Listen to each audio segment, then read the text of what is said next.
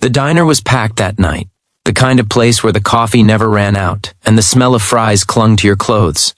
But when a group of leather-clad bikers roared into the parking lot, conversations died down. Everyone stared. People whispered.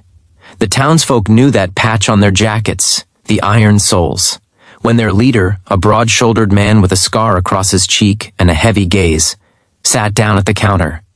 The waitress's hand trembled as she poured his coffee. But when he looked up and saw the faint bruises along her wrist, everything changed. That night, what the biker did next would leave the whole town speechless and forever redefine what kindness looks like. Hey there, welcome to True Story Tales, where real stories remind us of the goodness still left in the world.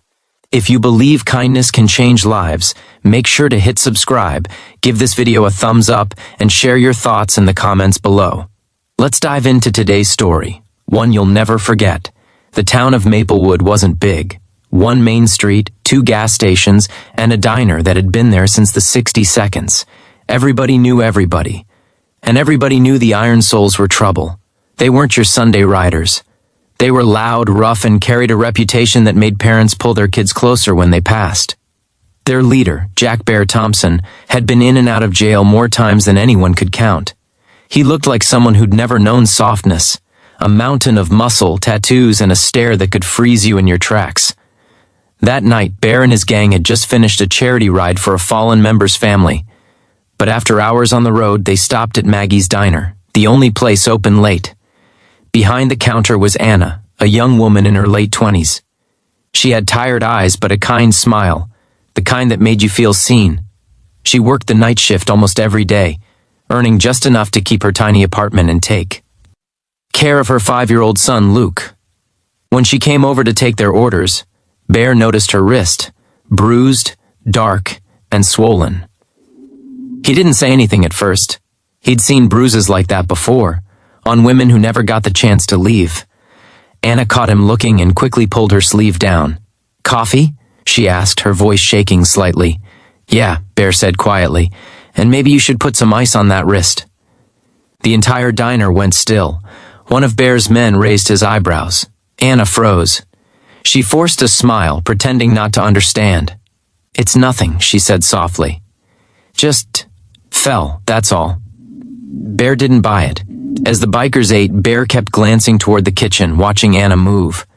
Every time she flinched at a loud sound or looked nervously toward the door, his gut twisted. He'd grown up in a home where yelling and broken glass were normal. He'd seen his mom hide bruises just like that. When the diner's front door opened an hour later, a tall man walked in, clean-shaven, pressed shirt, anger written across his face. Anna stiffened immediately. "Where the hell have you been?" the man hissed under his breath. "You were supposed to be home an hour ago." "Work ran late," she whispered. Bear's eyes locked on him. The man grabbed Anna's arm, and she winced. The whole diner went silent again. Bear stood up, slowly. His boots hit the floor like thunder as he walked over. The man turned, realizing who was behind him. Bear towered over him, his leather jacket creaking as he crossed his arms. "You got a problem here, buddy?" Bear's voice was low, calm but dangerous. "This isn't your business," the man snapped. Bear leaned closer. "Looks like it might be." The man let go of Anna's arm. "She's my wife," he said defensively. "Then maybe you should treat her like one," Bear growled. The diner manager tried to step in, but Bear held up a hand. He wasn't yelling. He wasn't threatening. Just standing there, a wall of quiet fury and control. Finally, the man backed off, muttering under his breath as he stormed out of the diner.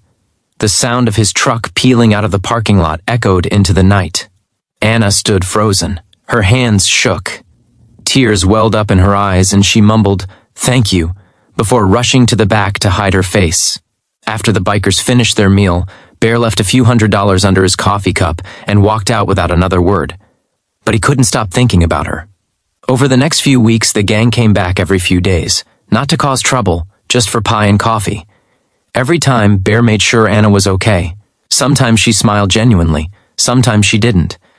Then one night, she didn't show up. The new waitress said Anna had quit suddenly, no notice, moved out of her apartment, left town. Bear's stomach dropped. He drove to her building, and the landlord said she'd been evicted after missing rent. Neighbors said they'd heard fighting the night before she left. That night, Bear sat in his garage staring at the rain. His men noticed he wasn't himself. One of them asked, "Boss, you okay?" Bear didn't answer. But the next morning, he called a meeting. "We've done charity rides before," he said, "but this time, we're helping someone who needs it more than any of us." A week later, the townsfolk couldn't believe their eyes. The Iron Souls, the same gang everyone feared, were knocking on doors, holding a fundraiser in the diner parking lot. They called it Ride for Anna. They sold hot dogs, raffled off bike gear, and auctioned custom helmets. Even the sheriff showed up. Every dollar went into a community fund for women escaping domestic violence. When the local paper covered the story, the headline read, "Biker Gang Turns Heroes Overnight." But Bear didn't care about the headlines. He cared about finding Anna. Months later, on a crisp autumn evening, Bear got a letter at the diner. It had no return address. Inside was a photo. Anna and her son, both smiling. The picture was taken in another town in front of a small cafe. The note read, "Dear Bear, you probably don't remember me, but I'll never forget what you did that night. You gave me the courage to leave. I'm safe now. My son and I are starting over. Thank you for showing me that kindness can come from the most unexpected places." Bear sat at the counter, the letter shaking in his hands. He didn't say a word, but the waitress that day swore she saw tears in his eyes. He folded the note carefully, tucked it into his jacket pocket, and walked outside. That night, the Iron Souls rode again. Not for trouble, not for revenge, but for kindness. From that day on, Maplewood never looked at the Iron Souls the same way again. The people who once crossed the street to avoid them now waved when they rode by. And Bear, the man everyone thought was beyond redemption, had become a quiet hero in his own way. The Ride for Anna became an annual event, helping dozens of women find safety, homes, and new beginnings. The diner even hung a framed photo on the wall, a picture of Bear with a note underneath that said, "Real strength protects. Real men are kind." Bear never saw Anna again, but he didn't need to. He knew that somewhere out there she was smiling, free, safe, and finally living the life she deserved. And sometimes that's what kindness really is. Doing something for someone who can never repay you just because it's the right thing to do. If this story touched your heart, share it with someone who might need a reminder that kindness can come from anyone, even from the people we least expect. This is True Story Tales, where every story proves that a single act of compassion can change the world. Don't forget to like, subscribe, and comment below to keep spreading the light. Because when kindness rides in, it never goes unnoticed.